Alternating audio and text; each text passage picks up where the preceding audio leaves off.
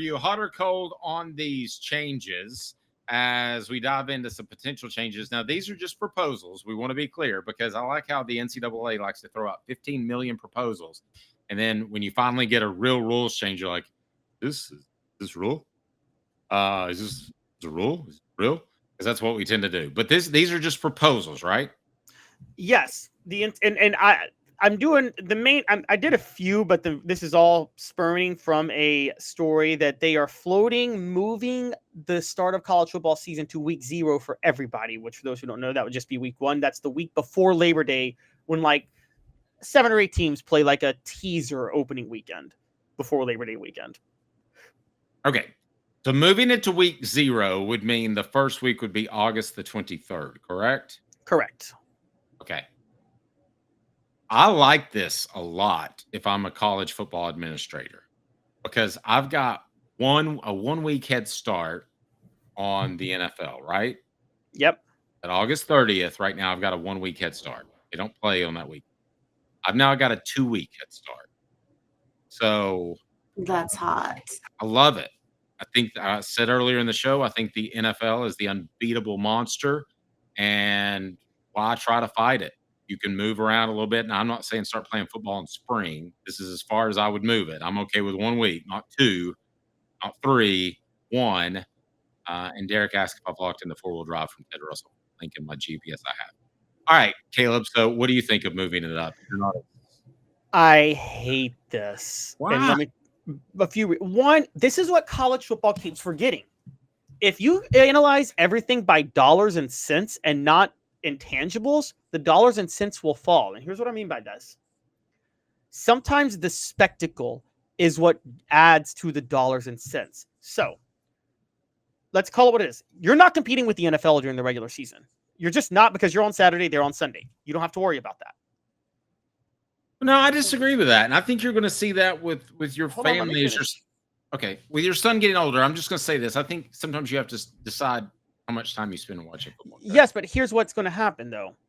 August the 23rd, the weekend before Labor Day, people are still checked out of sports, a lot of it. That's where there's either school's just starting or they're getting ready to start school. They're going to college. A lot of kids are moving into college that week, by the way. A lot of things are happening through the month of August to where, like, they're not settled in to be interested in sports again until Labor Day weekend. I think that the weekend you take this from, because you add an extra bye during the season for this, you will actually see a net loss in ratings during this, because I think fewer people will watch week 0 games. Now, here's another key point with this.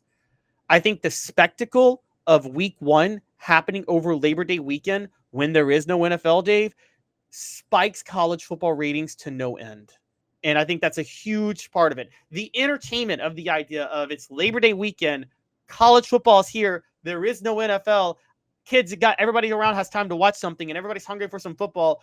I think the spectacle of Labor Day is so important to college football and the fabric of it that I don't like moving it at all. I love college football opening on Labor Day weekend. My only issue is there aren't more big games on Labor Day weekend. Sure.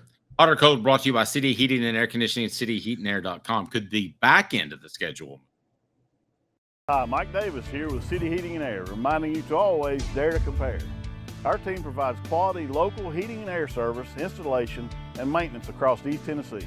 We use only the best equipment like American Standard Heating and Air Conditioning for your residential, new construction, or commercial needs. Honesty, dependability, and customer satisfaction have been the cornerstones of our business since 1961. City Heat and Air. There's your bear. Here's a factor that we need to address. Derek says August, it's hot. It is. I mean, there are a few games early in the season that are affected by heat and also storms. That would still be during hurricane season, right? Yes. I don't think SEC games should be outside in the daytime over Labor Day weekend. Okay, but Ashley brings up a good point. Let's not forget my birthday is in August, so that's a big day. That's right. So do you want football on your birthday or not, Ashley? That's up to you. We can make that happen. Caleb will just make a phone call or two. All right, what's our next topic on Hot or Cold, brought to you by City Heating and Air Conditioning?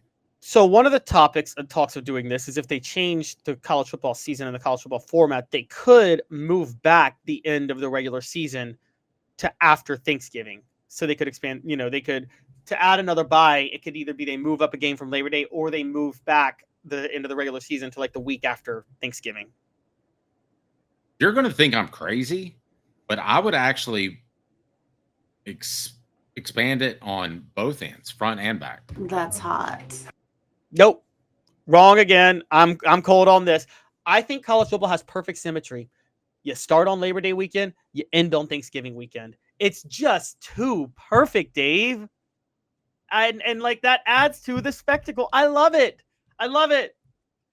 And so Derek brings up a great point. Florida schools are going to be making up games in December every year. That is true, Derek. And here's the biggest problem with this, Caleb, is I could come up with what I wanted and you could come up with what you wanted, but we're one person and we can do that.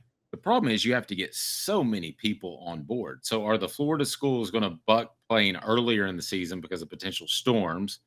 Possibly. If I would, if I'm Kentucky, I don't want to play Florida in September, and by extending the schedule on the front end, that just opens it up to play in more warm weather areas. I think that's a real area and a real concern. I've been in situations before. I remember Antoine Stewart by chance. yes, I do. Yeah, I saw him suffer a full body cramp after a Florida game, and if you haven't seen that, it's scary. And these guys are really, really pushing things to the limit, and I don't think people understand that sometimes, especially with creatine and all that sort of thing, which I'm sure they're on now, which they say is good for brain health. I might do that. That's hot. All right, and lastly, moving conference championship weeks. You don't even like the conference championship, so what do you care? Well, I don't like that they don't matter anymore. I love the conference championship, and I'm mad at the expanded playoff for making them not matter. But I would actually be okay with this rather than have like Army Navy the conference championship weeks and then the Army Navy week. Why not flip them? Why not do Army Navy the first week of December, and then as people are talking about makeup games, because you're right, Dave. Like at least like 5 games a year have to be made up in some way or just canceled, right? Mm-hmm. How about make that first week of December the week of makeup games for any game that was canceled for a hurricane or whatever during the year? And then the Army Navy game also, because that's the big game. Okay, fine. That is not a bad idea, because then it would be like the Super Bowl where you have that week off where people would talk about the conference championship games. I know that's not completely the same, but there is a comparison. Yeah, exactly. You get a bye before the week of the conference championship games so you can rest, get healthy, do whatever. And then, you play your conference championship game, and then, the college football playoff kicks off right after that. I think that would be the best way to do it, honestly. I'm okay with that.